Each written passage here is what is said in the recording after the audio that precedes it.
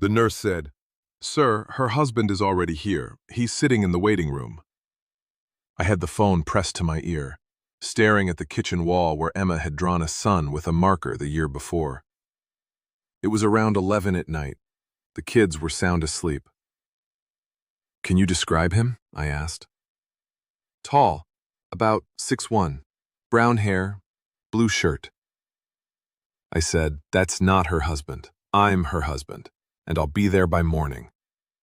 I hung up.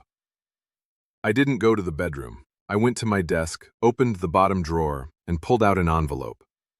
The divorce papers had been sitting there for 10 days. I called our neighbor, Mrs. Garner, and asked if she could keep an eye on the kids. She showed up in her bathrobe and didn't ask a single question. I got in the car and headed south to Savannah. My name is Marcus. I'm 39, from Charlotte, North Carolina. I'm a project manager for a construction company, which basically means I herd contractors, chase deadlines, and figure out why the concrete showed up as the wrong mix. My wife, Tara, 36, worked in pharmaceutical sales.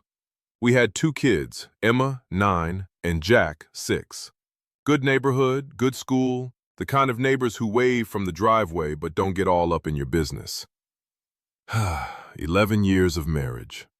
Friday date nights at the same Thai place because we both loved pad Thai and hated looking for parking.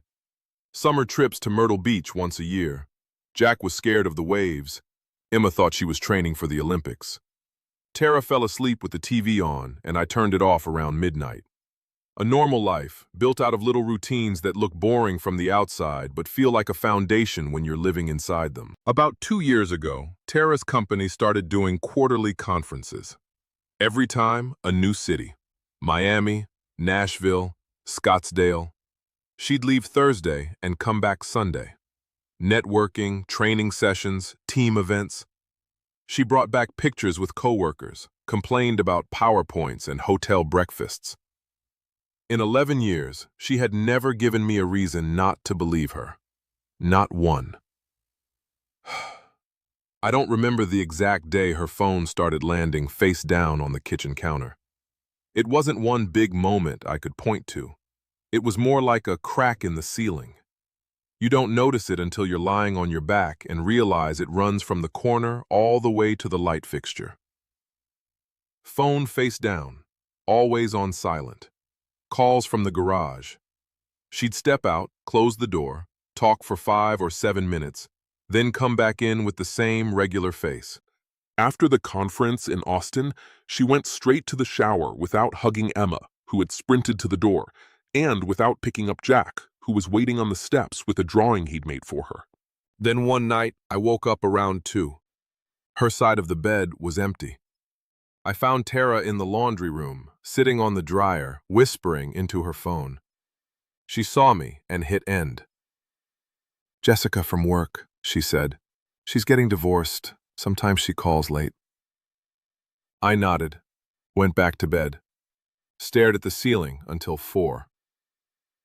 In the morning, I pulled the call log from our carrier account. 147 calls in a month to the same number, between 11 at night and 3 in the morning. Every night. A reverse lookup took 2 minutes. The number belonged to Derek Palmer. LinkedIn, Regional Sales Director at Tara's company, same department, same conferences. When my dad taught me poker, he used to say, "Never show what you know until you're ready to move."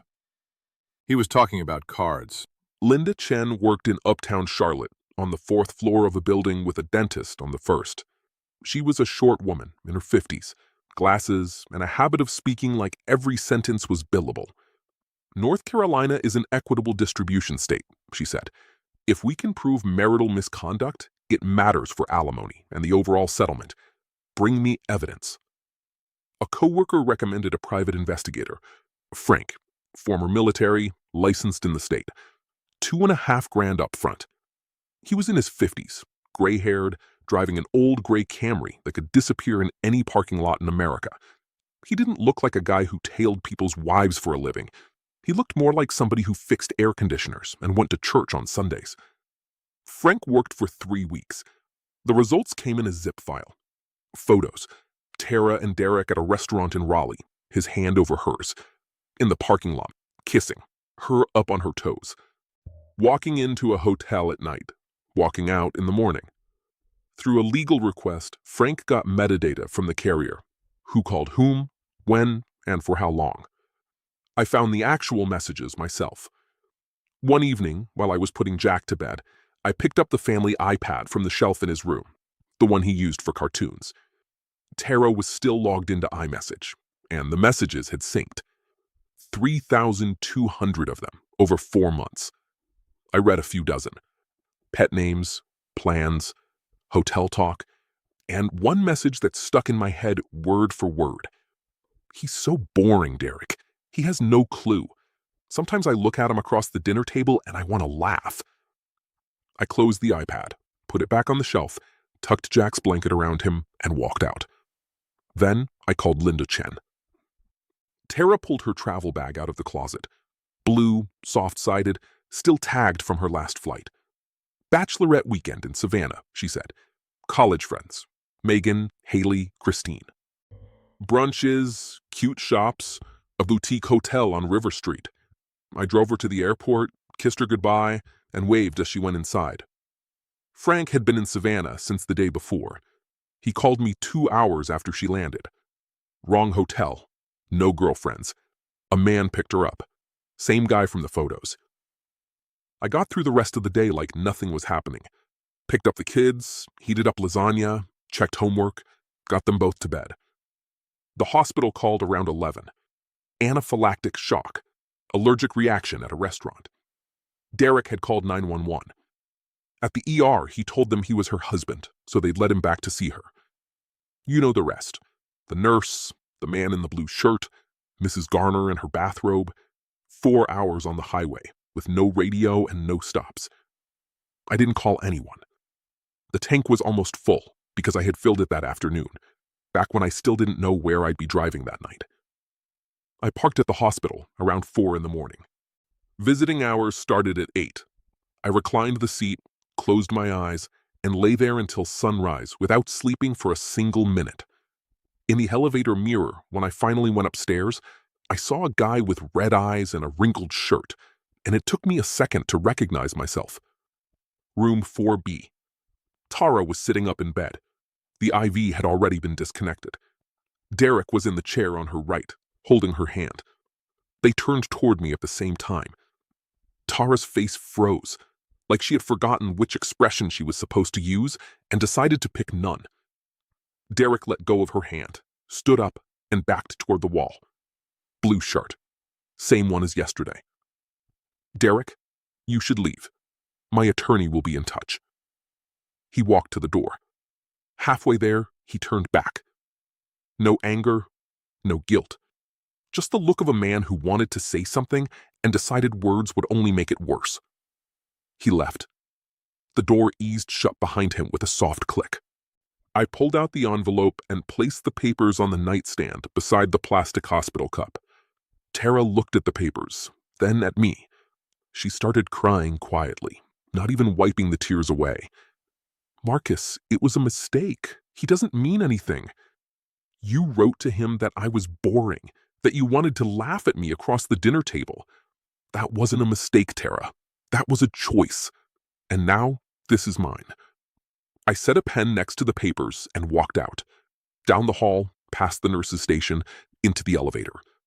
I sat in my car in the parking lot for a long time without starting the engine because my hands were shaking like they belonged to somebody else, and I had to wait for them to stop.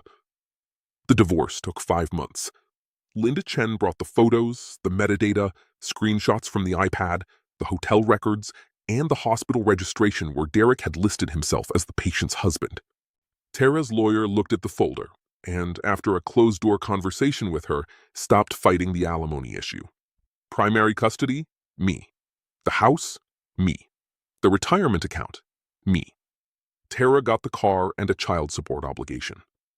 Derek had a wife too, and 3 kids. His divorce happened the same month. Before Tara fully understood how much evidence we had, she filed an HR complaint against Derek, claiming the relationship had been coerced. The company pulled the corporate messages and found the same thing I had. Tara was fired. Derek transferred out of state. A month after the divorce, Megan called, the same college friend Tara had supposedly been visiting for that bachelorette weekend. Megan said she had no idea Tara had been using her name as an alibi for 2 years. Haley and Christine hadn't known either. Megan was stumbling over her words, apologizing even though she had nothing to apologize for. I thanked her and hung up. Just an ordinary Tuesday, a few months later. I was standing at the stove, stirring sauce. Emma was at the kitchen table with her notebook.